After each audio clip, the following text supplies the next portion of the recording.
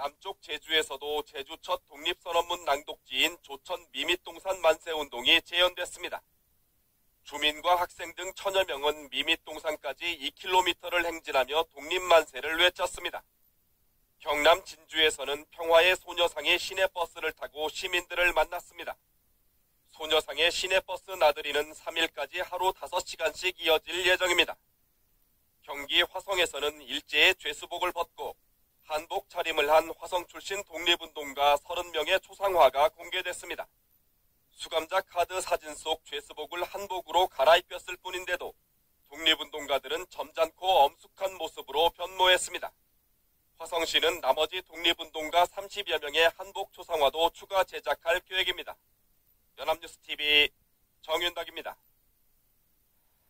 서울 도심에서 열린 보수진영 집회 참가자들이 광화문 광장에 들어가 촛불 조형물을 파손하고 불을 질렀습니다.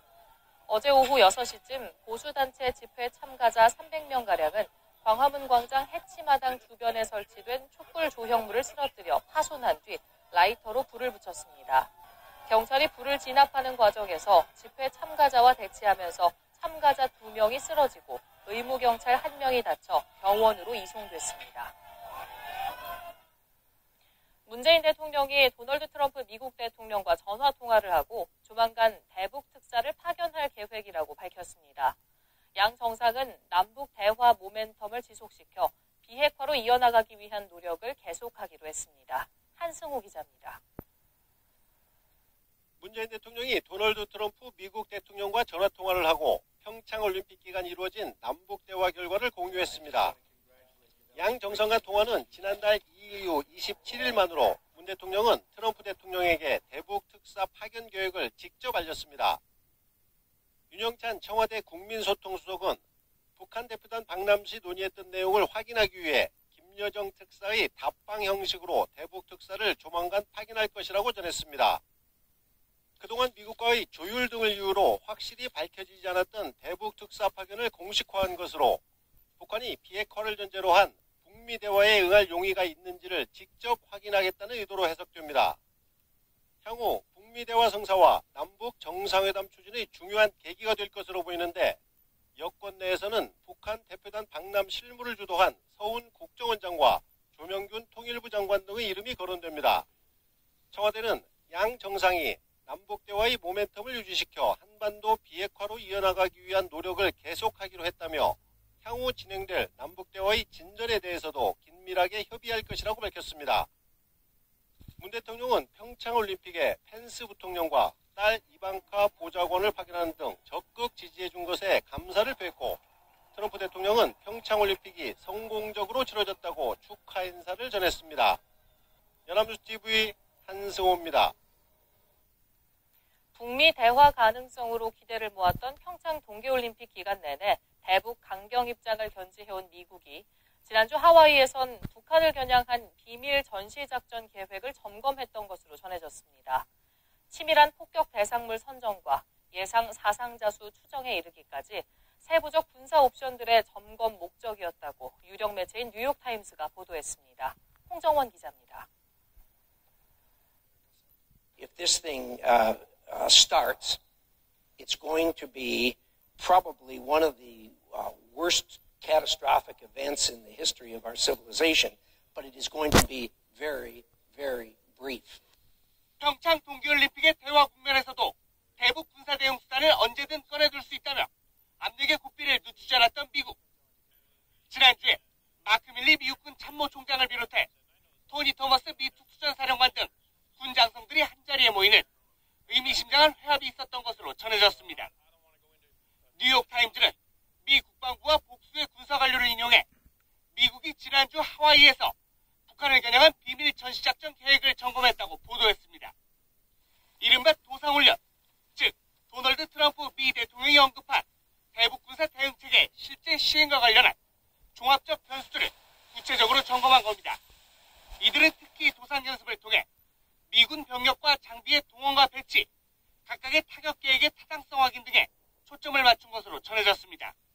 한국과 일본 주둔 미군의 전반적 운용계획, 핵시설 타격에 나서는 정규군과 특수부대의 단계별 배치는 물론 북한 주력 부대와 대치 즉시 발생할 위험 요인과 병력 대피, 화학무기 대응에 이르기까지 실제 전시 상황에 대한 면밀한 변수 확인이 이루어졌다는 설명입니다. 그 결과 이들은 전쟁 개시 초반에만 미군 부상자가 10,000명가량에 이르고 민간인 사망은 최소 수천 명에서 수십만 명까지도 달할 수 있다고 예측한 것으로 전해졌습니다.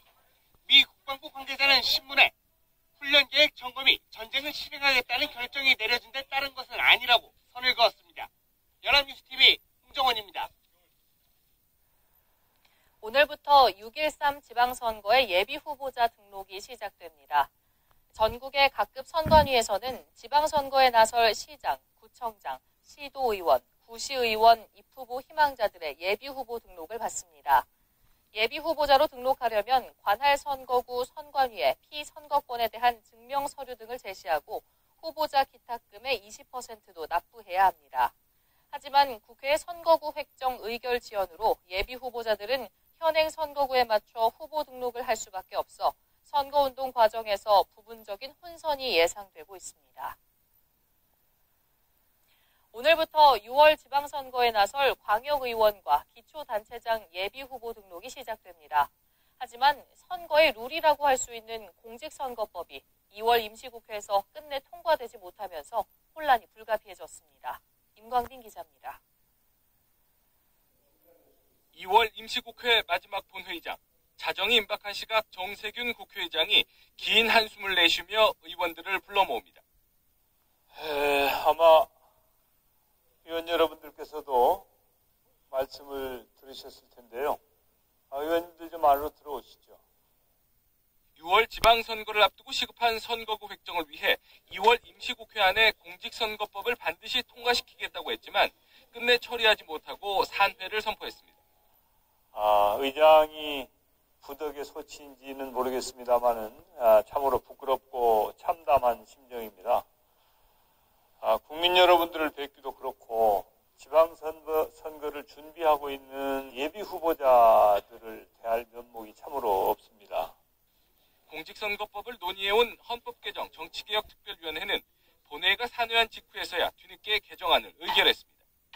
앞서 소위원회에서 합의된 내용을 두고 자유한국당은 인구수가 비슷한 일부 선거구의 시의원 수가 2명까지 차이가 난다고 문제를 제기했고, 민주당과 바른미래당은 국회의원 선거구의 인구를 기준으로 했기 때문이라고 맞서면서 의결 막판까지 난항을 겪었습니다. 여야는 오는 5일 원포인트 본회의를 열고 공직선거법 처리를 약속했지만 본격화된 지방선거 업무의 차질은 불가피해졌습니다. 당장 예비후보자들은 현행 선거구 기준으로 후보 등록을 한 뒤 추후 변경된 선거구에 맞춰 다시 조정해야 합니다. 애초 선거구 획정 처리 시한은 지방선거 6개월 전인 작년 12월 13일.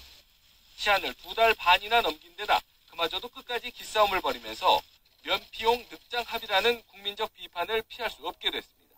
연합뉴스TV 김광빈입니다. 미성년자 단원을 성폭행한 혐의를 받는